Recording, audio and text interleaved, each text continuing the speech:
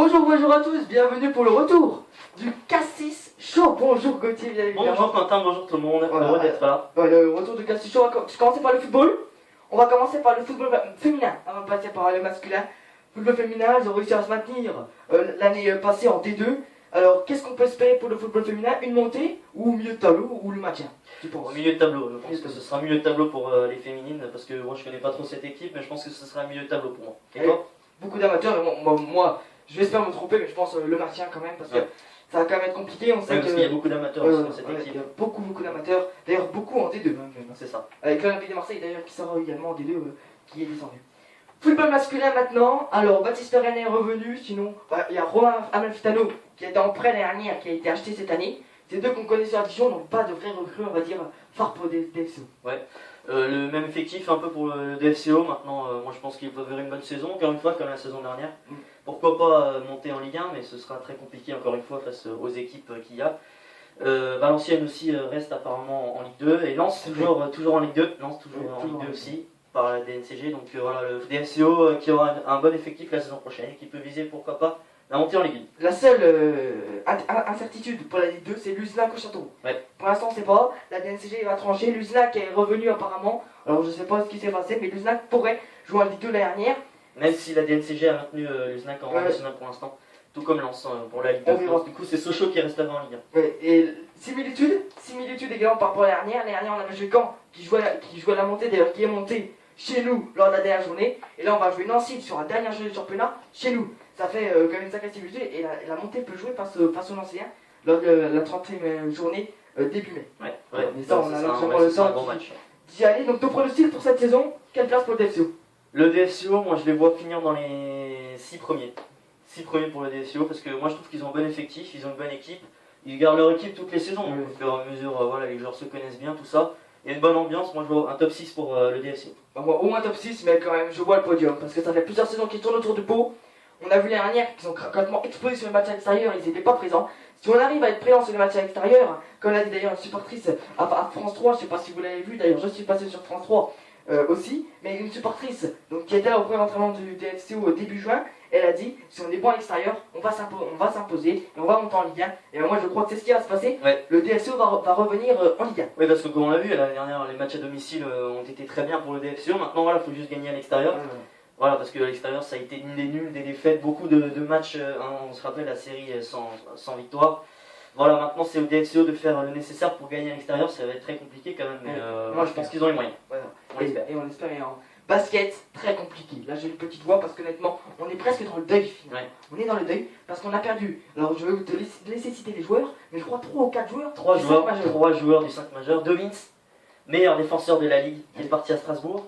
Et on a Michael Gralet et TJ Campbell qui sont partis à Nanterre. Très grosse déception pour la JDA. Ce sera une saison très compliquée. S'ils arrivent à recruter des joueurs qui sont aussi bons, ok, mais alors là ça va être très compliqué. Hein. Des recrues pour la JDA pour le moment pas? Non, pas de recrues, Pas mais de recrues, donc 3 ça gros joueurs qui sont partis. C'est une grosse déception pour la JDA. On se rappelle la saison dernière en demi-finale quand même. Donc voilà, très grosse déception pour la JDA. Si je ne me trompe pas, 1 à Strasbourg, 2 à Nanterre, ça? Non, 2 à Nanterre, 1 à Strasbourg. 2 à Nanterre et 1 à Strasbourg, c'est ça. C'est TJ Campbell et Riley. Et Dobbins parti à Strasbourg, donc ce sont des très bonnes recrues pour les autres équipes, mais nous, au final, on en perd des très grosses aussi. Notre place dans le je les vois jouer quand même le playoff, mais ça va être compliqué. Hein. Ça va être compliqué d'aller plus loin. Hein. Moi, même moi, je les vois même pas jouer le playoff. Vraiment, si je les vois même pas jouer le playoff, parce qu'ils ont rien recruté pour l'instant. Si ils ne bougent pas sur le mercato, ils ne joueront pas les playoffs. Donc Jean-Louis Borg reste. Hein. Oui, Jean-Louis Borg reste, mais... Après, Jean-Louis Borg, c'est un très bon technicien. On peut peut-être lui faire confiance. Moi, je vois la JDA aller en playoff. Ça fait rien d'entrée. Je sais pas si c'est 8e ou quart de finale. C'est quart de finale. Quart de finale. Parce que c'est le playoff, c'est le premier. Je les vois quand même aller en quart de finale. Se faire sortir, certes. Mais quand même aller en playoff parce que Jean-Louis Borg, meilleur entraîneur de pro. Hein, mais après, voilà. La JDA a une très grosse équipe. Bon, Riley, Campbell et Dobbins, on sait que c'est des joueurs majeurs de cette équipe qui ont été énormes la saison dernière. Et si on ne les remplace pas, ça va être très compliqué. Et comme on dit, hein, c'est pas l'entraîneur qui court sur le terrain. C'est ça. Même quand c'est bien. L'entraîneur ne peut rien faire. Hein. Il a beau gueuler, si son équipe n'arrive pas à gagner, il n'arrivera pas à gagner. Non, c'est ça. Handball masculin maintenant, ils se viennent de redescendre en D2. Est-ce qu'on peut revoir faire l'ascenseur, oui ou non? Non. Pour moi, le handball masculin restera en Ligue 2. Voilà, moi je les vois jouer les playoffs. Après, est-ce qu'ils vont monter? Ça c'est une... Oui, les playoffs, oui, je les vois aussi les playoffs. Mais je pense que pour remonter, ça va être compliqué. Alors, le phénomène de ce handball masculin, c'est ça, c'est le premier monte directement. Après, il y a playoff, deuxième, cinquième, troisième, quatrième. Et c'est celui qui est la finale qui monte avec le premier. Ouais, c'est un peu comme en Angleterre, pardon. Voilà, c'est ça. En Ligue 2 d'Angleterre, c'est pas Voilà, au foot, c'est exactement. pareil. C'est exactement pareil, c'est 3-5 et 4-5, 3-6 et 4-5, pardon. Un peu comme en Pro D2 aussi au rugby. Voilà, c'est ça. Exactement. Handball féminin, donc elles ont été maintenues en D1 pardon, féminine. Alors ça a été long, parce que financièrement elles n'avaient pas les fonds, mais elles y sont. Alors est-ce qu'elles peuvent? Alors il a dit top 8, l'entraîneur veut le top 8, est-ce qu'il va l'avoir? Moi je pense qu'ils ont les moyens d'avoir le top 8 parce qu'ils ont une très bonne équipe, les féminines, elles ont gagné avec assez de points d'avance la saison dernière. Donc moi je pense qu'elles ont les moyens de faire un top 8, maintenant on verra la saison qu'elles vont nous faire. Ok, très bonne saison dernière avec une quart de finale, demi-finale, je sais plus, Ouais, je ne sais plus. pour le hockey. Quelques jeunes recrues sont C'est quart de finale d'ailleurs. arrivés, quart de finale. Sont arrivés, quelques jeunes recrues sont arrivés. D'ailleurs, ils ont pas dans quart de finale, comme Briançon, qui était d'ailleurs champion. C'est ça. D'ailleurs. Est-ce que le hockey est capable de refaire pareil que cette année, voire plus? Ouais, voire plus, pourquoi pas, même si on sait qu'il y a des grosses équipes en face. Hein. Voilà, c'est très compliqué. Maintenant, moi je pense que le hockey a les moyens de finir pareil. Pourquoi pas champion, mais ça sera très compliqué quand même. Mais voilà, pourquoi pas faire la même chose ou pourquoi pas plus loin. Moi je pense que le hockey a les moyens de faire d'aller pourquoi pas en demi-finale. Et on l'espère. Ouais. Rugby maintenant, ils sont descendus en division 3 en France. Est-ce qu'ils sont capables de remonter pour toi? Oui, ils sont capables, mais bon, ça va être compliqué encore une fois. Très, très mauvaise saison des Stades Dijonnais, donc maintenant on espère qu'ils vont remonter quand même en Fédéral 1, mais ça va être compliqué.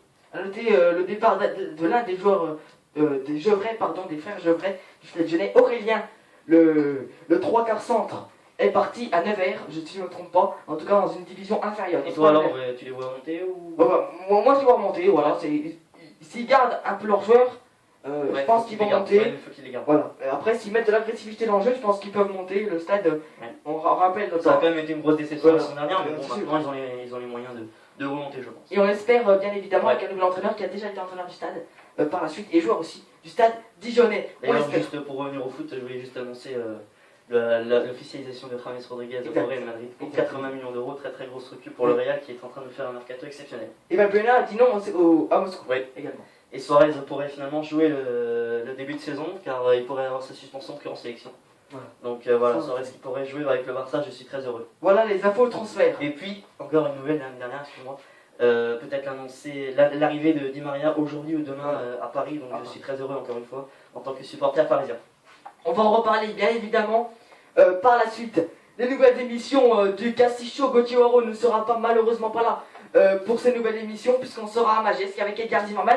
On va débriefer le Tour de France bien évidemment, même s'il n'y aura pas de grosses surprises par rapport à ce qu'on a dit. Le DFCO sera débriefé aussi. De toute façon, pour le Tour de France, tous les maillots ont déjà été, sont déjà bons. Nibali en jaune, Maïka meilleur grimpeur, Sagan maillot vert et puis Thibaut Pinot meilleur jaune. On va pas de surprise. Voilà, il n'y aura sûrement aucune surprise. On va débriefer ça à Majestic, donc avec Edgar Zimmerman qui va faire son retour dans l'émission Ciao Ciao, mangez pas trop, sortez. Et peut-être je serai de retour pour le Castillo, bien sûr. Exactement. Gauthier sera là bien évidemment à la rentrée. On espère faire une super saison. En tout cas, on espère que ça va bien débuter dès le 1er août avec le Nancy DFCO très alléchant vendredi.